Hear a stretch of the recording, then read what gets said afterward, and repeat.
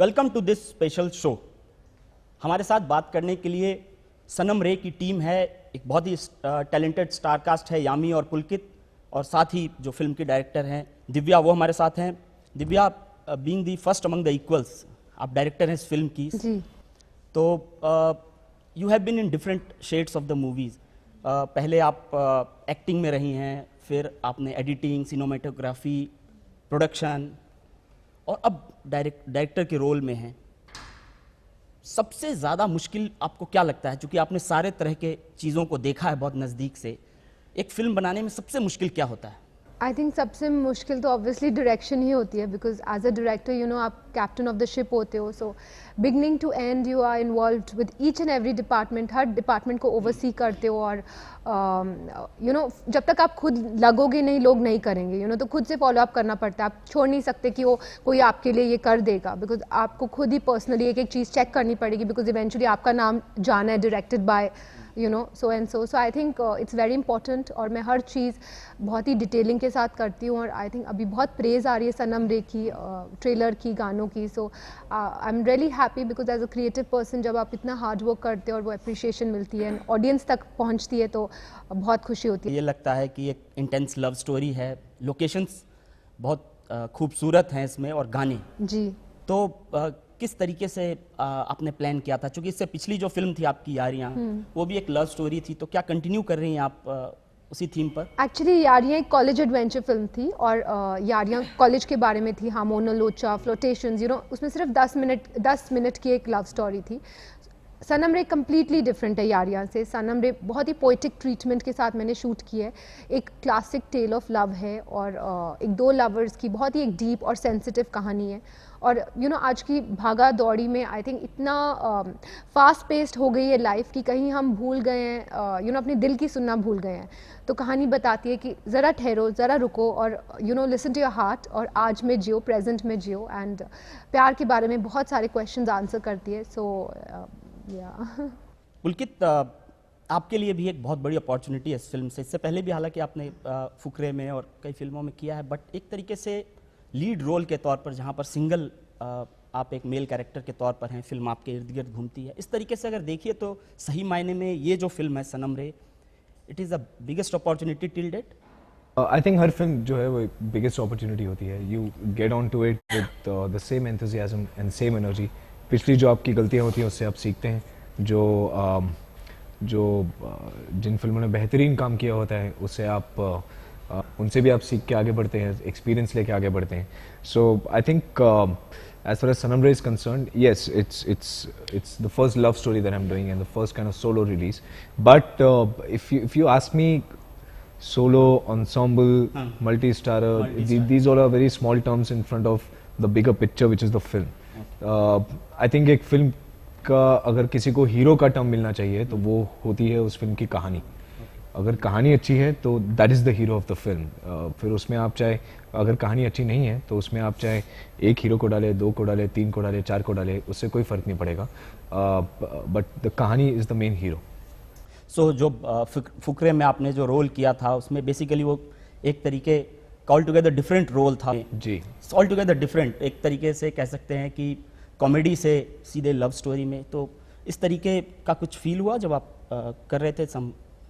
नहीं, उसमें अप्रोच अलग था, इसमें अप्रोच ऑब्वियसली अलग है। ये out and out love story है।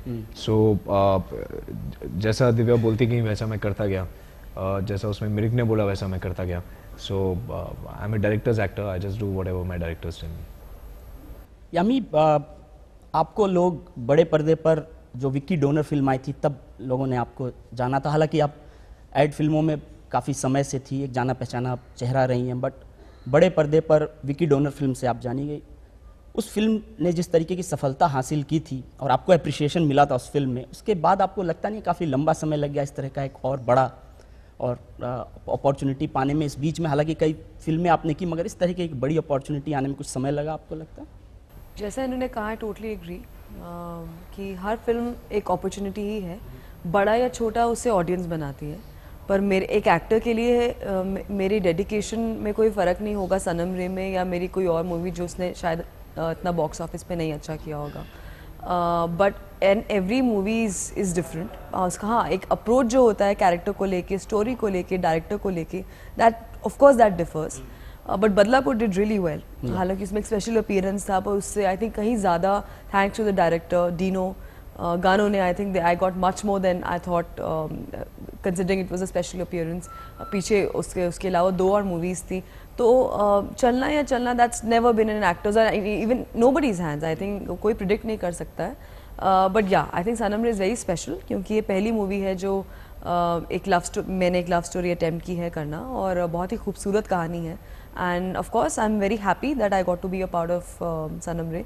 आई थिंक जो मुझे बताया गया था पहली बार जब कॉल आया था सनम रे के लिए कि आप सुनिए, भूषण सर से आया था, Divya wants to narrate something, तो जिस पैशन की ये बात अगर आप हमसे पूछेंगे, she is very passionate about her work. So वो आई थिंक वो मेरे लिए एज बतौर एक एक्टर बहुत ज़रूरी है to have that faith in my director, which is not possible without the kind of passion that she shares और whoever I have worked with before. And yeah, every film is an opportunity.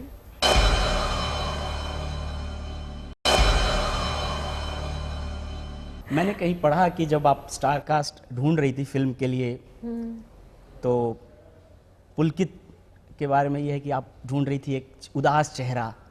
So somewhere I think you said he has a very sad pair of eyes. तो ये कैसे, मतलब पुलकित को इस तरीके से कैसे आपने ढूंढा? आई थिंक उससे पहले पुलकित से मैं 3-4 बार अलग अलग जगह जब भी मिली थी, तो यू नो पुलकित की आंखों में एक इंटेंसिटी मुझे लगी थी, एक सैडनेस लगी थी जो जनरली मुझे नहीं दिखी, you know. And it was his pair of eyes which attracted मी, और वो कैरेक्टर के हिसाब उस से, कैरेक्टर के हिसाब से, because story is also about his characters journey, इनके कैरेक्टर की जर्नी, इनका कैरेक्टर कैसे हैप्पीनेस डिस्कवर करता है, you know, in the film. So it's the journey of his character. So initially मुझे वो फेज ऑफ लाइफ में दिखाने थे जिसमें ये सैड है, इतने खुश नहीं है। और यामी को कैसे ढूंढा आपने? यामी को लेकर मैं इनिशियली कंफ्यूज थी, जैसे आपने एड फिल्म्स की बात की, यू नो, तो बहुत इनका चेहरा बहुत ज़्यादा एड वर्ल्ड में बहुत नोन फेस है। So I wanted a certain freshness, तो मैं खुद कंफ्यूज थी कि मैं कैसे इनको फ्रेश दिखाऊंगी, और 16 ईयर ओल्ड भी प्ले कर रही हैं, तो कैसे उसमें अलग दिखाऊं, यू नो, बिकॉज ऑलमोस्ट मुझे लगा हर लुक में ये आ गई हैं, कैसे बाल कैसे दूँ, फेस कैसा होना चाहिए, ड्रेसअप कैसा होना चाहिए। सो उस पर आई थिंक बहुत मेहनत हुई, and I almost after 5-6 months I got convinced कि यामी को मैं लेती हूँ, and I think she is played it really well. जब आप देखेंगे श्रुति का किरदार तो रियल में अभी अलग लगी है, हटके लगी है। So I am happy with all the appreciation जो यामी को मिल रहा है, and I think we have succeeded in that and making her look different and fresh and yeah. Pulkit, how has been your experience? कैसा एक्सपीरियंस रहा पूरे film की shooting के दौरान अपने कलीग के साथ, एज अ डायरेक्टर के साथ? It was very good, very interesting. We shot at cold locations with warm hearts. It was very nice. या लोकेशंस बहुत ही यूनिक हैं। One of the best part about this film is the locations. तो कैसे identify करते हैं और कैसे? Locations को लेकर मैं बहुत रिसर्च करती हूँ, बिकॉज मोस्ट इम्पॉर्टेंट मेरे लिए स्टोरी है। स्टोरी जिस टाइप से बुनी हुई है उस टाइप की लोकेशंस में ढूंढने की कोशिश करती हूँ। एंड स्टोरी के अकॉर्डिंग मुझे एक स्लीपी लुकिंग टाउन चाहिए था, यू नो, जो left behind in time and age है, और जहाँ बहुत ही सुकून और शांति है। तो मैंने ये जगह ढूंढी Kalpa, which is 10 hours from Shimla, and बहुत ही खूबसूरत सा टाउन है, लेकिन बहुत दिक्कतें आई हमें। होटल्स ऑलमोस्ट लॉज ही थे, होटल तो थे ही नहीं, वहाँ पे पानी नहीं था और लाइट नहीं थी कमरों में। बट आई थिंक वो जो खूबसूरती कैप्चर कर रही थी मैं फ्रेम में, that was the only motivation. ठंड थी, -15 -20 डिग्री तक टेम्परेचर गिर गया था। इवन लद्दाख में मैंने शूट किया वो एक खूबसूरत रिवर बेड, एक लोन ट्री वहाँ पे लगाया, लोन ट्री पे, जो कि लवर्स पॉइंट है। तो आई थिंक अब बहुत बात हो रही है तो बहुत अच्छा लग रहा है। इवन बॉम्बे को जिस वे से मैंने शूट किया वो भी लोग कह रहे हैं बहुत अच्छा क्रिएट किया आपने बॉम्बे की वो जो हसल बसल है। तो वो स्टोरी के अकॉर्डिंग पूरी जेल हो गई है। तो किसी तरह का नर्वसनेस रहता है इस बड़े मोमेंट से पहले, यामी किसी तरह का नर्वसनेस? आई थिंक पता ही नहीं चल रहा है, बिकॉज हम लोग इतना प्रमोट कर रहे हैं, इतना बात कर रहे हैं। थकावट ज़्यादा होगी? नहीं, कोई थकावट नहीं, एक्साइटमेंट है। आपने इतनी मेहनत के बाद पिक्चर बनती है, इतने लोगों की मेहनत के बाद पिक्चर बनती है, तो ये तो टाइम है आई थिंक सेलिब्रेट करने का एंड होप रखने का कि पिक्चर बहुत अच्छा करे। इस फिल्म के सॉन्ग्स हैं very intense, so how you rate them actually? Songs are great. T-Series is known for great songs, and I think Bhushan ji would be out of his house if he wouldn't get his wife good songs. तो that's what worked for us as well. या अगर इस film में आपके role की बात करें, it's a love story of different generations, not- different ages, है ना, अलग अलग. मतलब एक ही लाइफ टाइम की कहानी है, you know. I just make that clear because कई क्वेश्चंस आते हैं कि क्या ये क्या ये रिकार्नेशन की कहानी है. No, it's just one age group. The characters Akash and Shruti from the age group of 16 उनकी प्रेजेंट एज, और एक छोटा सा हिस्सा है जहां वो दोनों 60 साल के हैं, वो भी कवर किया गया है. तो एक ही लाइफ टाइम की कहानी है. It's a magical love story. Okay, so what are your expectations? कैसे पुलकित आपने फिल्म में अपने आप को डेवलप किया, किस तरह से तैयारी की इस कैरेक्टर के लिए? जब आपको पहली बार उदास तो मैं ऑलरेडी आया था. उदास तो बताया इन्होंने. मुझे ज़्यादा मेहनत करनी नहीं पड़ी, सिर्फ घोड़ा मुझे चलाना आता था तो घोड़े पे भी बैठ गया.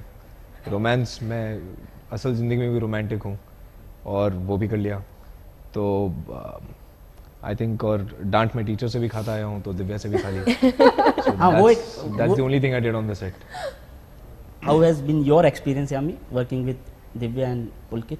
As I just said, I think she's very passionate for her work, बहुत ज़्यादा. And I think इस कहानी के थ्रू, सनम रे के थ्रू, एक बहुत ही इन्होंने जो लोगों को भी आई होप समझ आया, बी वेरी पॉजिटिव, कि एक आई थिंक एक रेयर कॉम्बिनेशन होता है कि जहाँ पे आपने कहानी भी कह दी पर साथ में बहुत खूबसूरती से कह दी, आई थिंक, और जो और विजुअली भी. So I think that's something which she is try to create very beautifully. और जिस तरह के लोकेशंस में आपने शूट किया है, आसान नहीं होता है to shoot there, to handle the crew, और साथ में काम भी देखना है, क्रिएटिविटी भी देखनी है, अपने फ्रेम्स भी देखने हैं, बहुत सारी चीज़ें करनी है. So I think she is handle it all really well. And जहाँ तक कि and we know that's why we all hoping, और गानों को भी आई थिंक बहुत अच्छा रिस्पॉन्स मिला है. She conceptualized it really well. And जहाँ तक कि पुलकित की बात है, again I think is one of the finest co actors I ever work with. Very good co actor, very good actor, बहुत स्पॉन्टेनियस है, बहुत अच्छे डांसर है. इस फिल्म में ऑफ कोर्स डांस का ऐसा कोई नंबर नहीं है इनका, because that's not what the character demanded from any of us. But शायद कोई she has some dancing numbers. Yeah, I have a dance number. That is very strange. strange. She's He's calling it strange. It's not strange.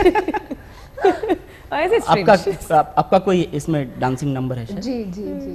Okay, Divya, जैसा मैंने आपसे पहले पूछा था कि आपने अलग अलग शेड्स देखे हैं फिल्मों के. रॉय फिल्म आपने प्रोड्यूस की थी, so suddenly now you are into direction. So do you want to revisit? जाना चाहती हैं एक्टिंग को लेकर at some point of time? See I think मैंने यारियां बनाई, यू नो, उसके बाद बहुत अच्छा रिस्पांस मिला. यारियां बहुत सुपर हिट रही बॉक्स ऑफिस पर, सैटेलाइट पर. And this is my second film. And बहुत सालों से मैं डायरेक्शन सीख रही थी, अपने आप को तैयार कर रही थी. एंड यू नो, बिल्कुल टाइम नहीं था, because when you are pursuing a line then it's very difficult, because direction as it is बहुत स्ट्रेनुअस होता है, मेंटली एंड फिजिकली बहुत ज़्यादा टास्किंग है. And you know, you can't pursue a career in acting then. But I think अब मैं थोड़ी settle हो गई हूँ, so maybe if an opportunity comes I can consider it. And बहुत मेरे ऊपर प्रेशर था मीडिया का, हर इंटरव्यू में क्वेश्चन पूछा जाता था, फैंस का प्रेशर था. सो just to give them a surprise, I did this dance number, and I think मैं मंझ गई हूँ as a artist behind the camera, be it cinematography, editing, choreography. मैंने सारे गाने भी कोरियोग्राफ किए पिक्चर में, एक्टिंग और डायरेक्शन, हर वे से मैं बहुत मंझ गई हूँ, यू नो, बहुत सालों से इंडस्ट्री में हूँ. So I think as a creative person I just like to grow and you know reach my fullest potential. Pulkit, film industry में आपका आना क्या कोई बैकग्राउंड था, फैमिली बैकग्राउंड था, और you are the first generation in film industry? नहीं, there is no family background at all, nothing at all. मेरे पेरेंट्स को लगा कि एक कीड़ा है, निकल जाएगा थोड़े टाइम में. Then finally they understood that I am very serious about it, and said ठीक है, try for a year. You shouldn't have a complain बाद में कि मैंने ज़िंदगी में ट्राई नहीं किया, तो एटलीस्ट जाके ट्राई करो. Then I came here and God was kind and work started pouring in. तो मेरा अगला सवाल ये है कि कितना मुश्किल होता है अगर आपके पास फैमिली बैकग्राउंड नहीं है?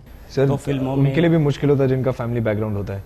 I think the pressures are really different, that's the only thing. मुश्किल तो हर हाल में होना ही है, because at the end of the day it is your work that will count. चाहे आप फैमिली बैकग्राउंड से हो, चाहे आप फैमिली बैकग्राउंड से ना हो. Merit counts? Merit definitely counts, 100% counts sir. आपको मेरिट पे अवार्ड चाहे ना मिल रहा हो, लेकिन रिवॉर्ड ज़रूर मिलता है ऑडियंस से. So that is the final say. उसके अलावा I don't think so anything matters, क्योंकि ऑडियंसेस ही हैं जिनके footfalls they turn into currency when the box office rings. And अगर उन्हें नहीं पसंद आएगा तो वो नहीं आएंगे. There is nothing apart from merit that works here.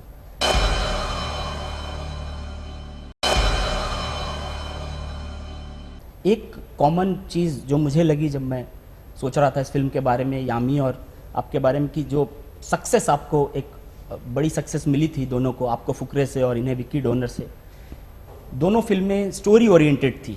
सो आपको लग रहा है एक चेंज हो रहा है जहां बड़े नाम, बड़े स्टार कास्ट की जगह लोग अब पसंद कर रहे हैं अच्छी story line. You see everybody now. Everybody, like, और आप लोग if it example हैं was, इसके. if the time wasn't changing and people weren't actually accepting good stories, ये सक्सेस नहीं होती पिक्चर है, आई थिंक. इसीलिए मैं Yeah. बोल रहा हूँ कि विक्की डोनर जैसी फिल्म, फुकरे जैसी नहीं, फिल्म, but it has किसी nothing to और do with- समय में हम सोच भी नहीं सकते हैं कि ऐसी फिल्में चल के और हिट नहीं, होंगी. शायद किसी और समय में बजरंगी भाईजान भी नहीं चलती, but it worked because of the story along with the performances. So this is a time where people want to watch new kind of stories. हाँ, सही है. अब उसमें कोई भी कास्ट हो, when they're working with utmost honesty and sincerity, I think they're looking the character, they're looking the part, it will work. I'm just talking as an audience. I'm no नहीं, expert एकदम in मैं this, उसी तरीके से बात but कर रहा हूँ मैं आपसे सिर्फ एक तो- ऑडियंस की तरह बता रहा हूँ कि मुझे अगर फिल्म देखनी है, मुझे जेन्युइनली इतना फर्क नहीं पड़ेगा कि कौन है फिल्म में, अगर उसकी कहानी अच्छी है. I think that is why films like Masaan, they are doing so well, because the story is amazing, the making is so good, and same is with Sanam Re also. The story is so nice. I think जो common thread हम सबको इस film पे लेके आया है, चाहे वो मैं हूँ, चाहे यामी है, चाहे वो हमारे डीओपी हैं समीर आर्या, चाहे वो मिथुन है जिन्होंने हमें टाइटल ट्रैक दिया है. They all have worked 100% with utmost honesty for this film because the story is so nice. So story has to, as I said earlier also, like story has to be the hero. यामी आपका भी वैसे ही, जैसा मैं अभी बता रहा था कि आजकल फिल्में वो ज़्यादा चल रही हैं जिनमें थीम हो, एक स्टोरी बहुत ही कंसोलिडेटेड हो, इंटेंस हो, फिर वो कैरेक्टर्स जो हैं उनको इन्हेंस करती है स्टोरी.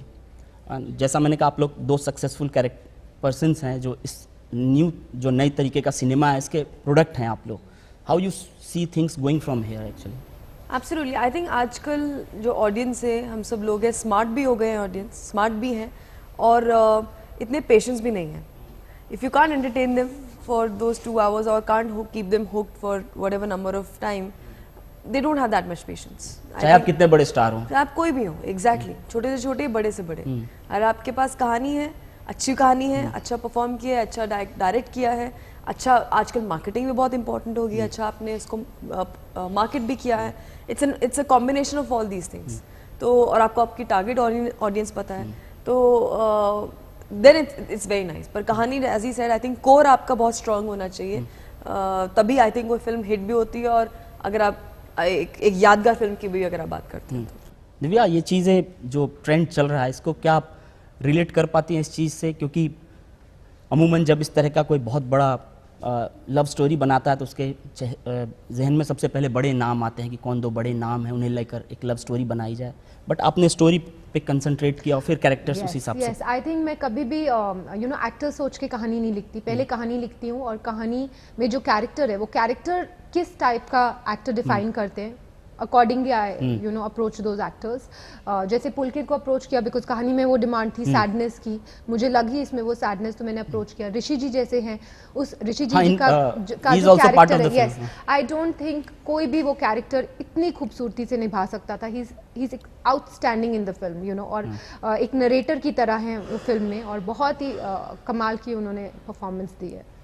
आई थिंक अगर जरूरत होगी बड़े स्टार्स अप्रोच करने की तो मैं करूंगी. 2-3 चीज़ें जो मैं देखता हूँ, एक तो इंटेंस लव स्टोरी, लोकेशंस, और उसके ये सब चीज़ें इंडिकेट करती है उस यश चोपड़ा जो फिल्में बनाया करते थे, जिस टाइप की, उस टाइप से किसी तरह से आप इंस्पायर्ड हैं उनसे, जहाँ पर लोकेशंस और इस तरह की लव स्टोरी और ये सब चीज़ें मिलकर. मैं डेफिनेटली इंस्पायर्ड हूँ बिकॉज लव स्टोरी यारिया में मैं उनसे इंस्पायर्ड नहीं थी बिकॉज वो अलग कहानी थी. बट एक लव स्टोरी जब आप बनाते हैं तो आप लव स्टोरी में यश जी से बड़ा मेकर है ही नहीं. He is the most iconic legendary maker जिन्होंने इतनी खूबसूरत लव स्टोरीज बनाई एक के बाद एक. सो जब मैं ये लव स्टोरी बना रही थी तो मैंने उनसे इंस्पिरेशन डिराइव की, और मेरा भी ये मकसद था कि जिस खूबसूरती से वो प्यार को दर्शाते थे मैं दर्शाऊँ.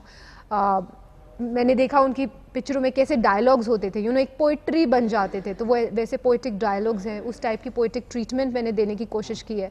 सो आई थिंक वो लार्जर देन लाइफ प्रेजेंट की है, बट एक कहानी मेन है जो कि चल रही है. सो of course he is my inspiration. Film के गाने बहुत ही काफ़ी अच्छे हैं, काफ़ी उसके अच्छे रिव्यूज़ आ रहे हैं. इस फिल्म में सबसे फेवरेट सॉन्ग कोई आपका? बहुत सारे सॉन्ग है सर, और क्यों फेवरेट है वो भी बता सकते हैं हम आपको. सबसे पहले तो टाइटल ट्रैक बहुत ही इंटरेस्टिंग सॉन्ग है. सबसे पहले आई थिंक हम सब ने वही गाना सुना था, सनम रे, जो अरिजीत सिंह ने गाया है. मिथुन का कॉम्पोजिशन है, बहुत ही मेलोडियस गाना है. अगर मैं इस फिल्म का हिस्सा नहीं भी होता तो भी आई थिंक ये गाना बहुत पसंद आता, because it's got a very evergreen melody to it. जिस तरह के गाने, I think that romance and melody जो एक मैजिक था आशिकी के टाइम पर, I think this song has that kind of quality, regardless of whether I am there or not there in it. But this song has that kind of a quality, and I think nobody can give better music than Bhushan Kumar. He's known for it. और उन्होंने मतलब कोई एक अजीब सा कोहिनूर छुपा के रखा हुआ था जो उन्होंने इस फिल्म के लिए निकाला है. And luckily it happens to be the title track for the film. आप लोगों ने ईटीवी से बात करने के लिए समय निकाला, बहुत बहुत धन्यवाद. And wish you all success. Thank you so much for being on ETV. Thank you. Thank you.